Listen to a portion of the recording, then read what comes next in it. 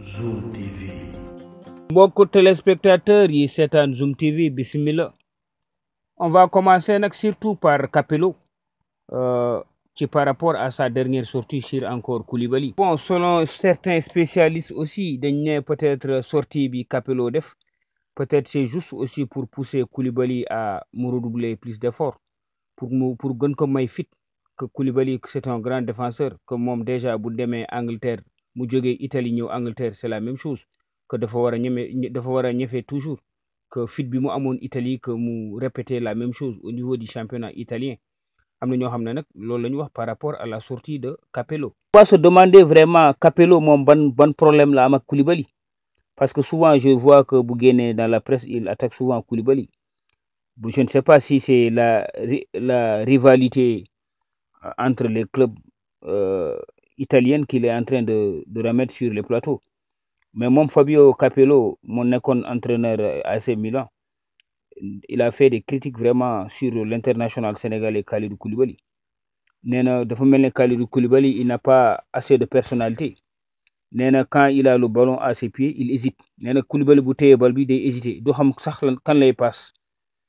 Pourtant moom bi mu nekkee Naples dafa doon commander défense bi ba pare day avancer di def ay longues passes, mais maintenant bu amee bal rek dans les pieds du xam kan lay passe. Nag loolu fulla moo koy indi, il faut nga am sa fulla, mooy li mu doon wone à Naples mu koy wone en Angleterre. Nag moom pour moom Koulibaly dafa manqué personnalité boobu. Autre déclaration aussi, c'est celle de Lionel Messi.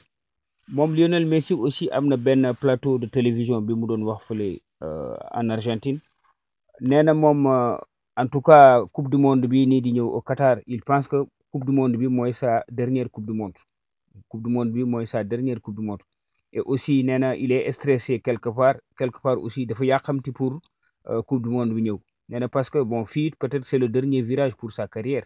Et puis moom Messi aussi dafa bëgg gagner coupe du monde. Nag en tout cas bi nag mooy dernier coupe du monde bi. Coupe du monde bi chaque jour da ngay compter di xool en tout cas kañ lay commencer. Ba pare aussi bu jegee en tout cas ça tu deviens encore stressant, da ngay gën a am stress parce que sa équipe toujours yaa ko porté, da ngay aussi ragal pour ñàkk coupe du monde bi. Tout ça dafa bëri angoisse, am stress. Waaw, toujours ci Actu-Foot ñu continuer toujours nekk fële en Angleterre, ñu dem seeti toujours Antonio Conte nga xam ne moom il n'a plus de succès depuis quelques matchs. Nañu Conte daal depuis quelques matchs il n'arrive pas à gagner. Depuis boobu nag aussi les critiques ñu ngi commencé di jóge partout. Supporters yi nekk Tottenham nañu en tout cas Conte n'arrive plus à gagner.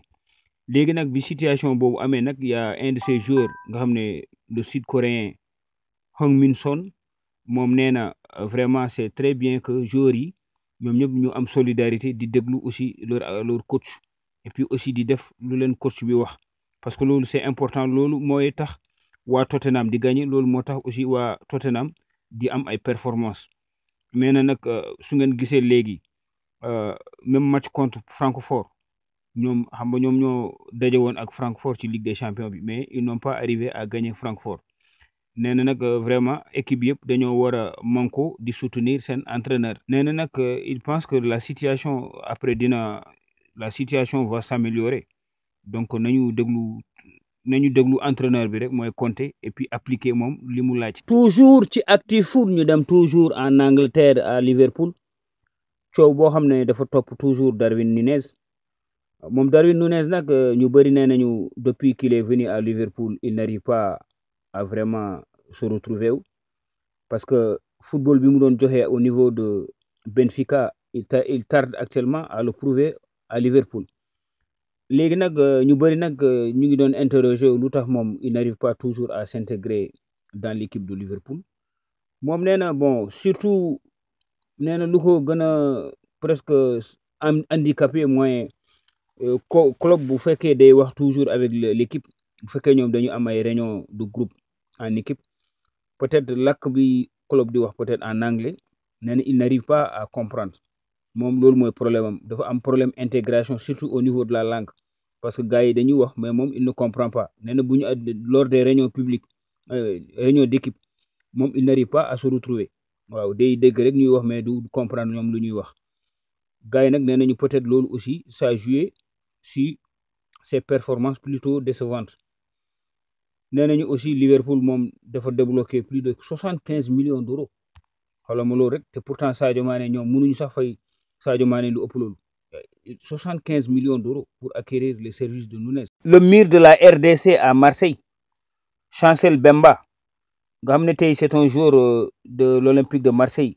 Le Congolais impressionne vraiment les Marseillais.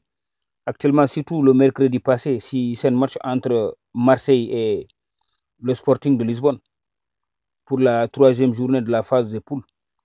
En tout cas, il a été un joueur qui a été vraiment au top avec une prestation aboutie. Même aussi, en même temps aussi, Portugal, c'était un joueur du FC Porto.